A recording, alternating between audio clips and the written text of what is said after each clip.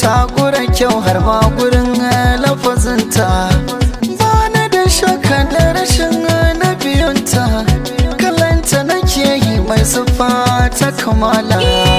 Da za ka yarda da na kasance gida naka, zancen kulawa wannan kama bar shi na shakka. Ka bani yarda tilas ka banan ka in duka, ba wanda zai kai da farin ciki ran da ka je da ni.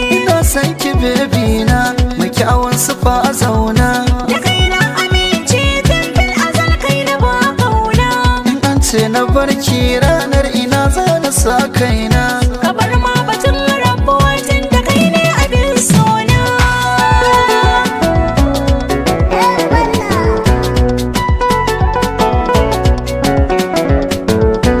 Na yarda so yana shiga ba wai da izinin ka ba, ko ya yi shawara da ni da san ba zan hane shi ba, tunda dai akan ki ne komai ba za na ki shi ba. Kin yi min ina faɗa ba wai ganin idan ki ba, zan so ki zo mu zauna mai shawaran zuwa gaba, dan ba mu so a raina so ba sa bai zama ruwa. Ni da ke kolai da majinan ma ba za su kai mu ba, tunda san ki ne na sallama wa zuciya.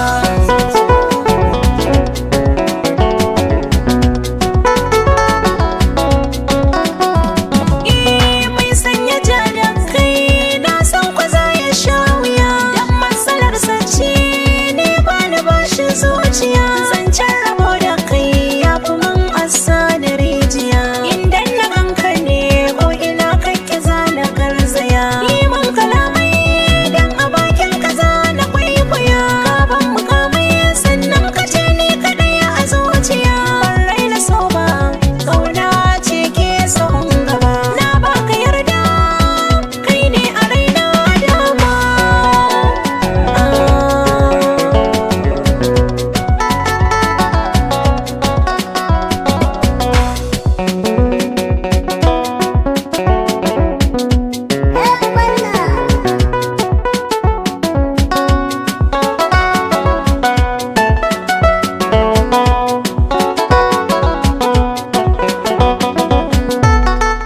Soyayya ce na ji kamar zan susuce, baby zo kama ne ki mini baitin so mai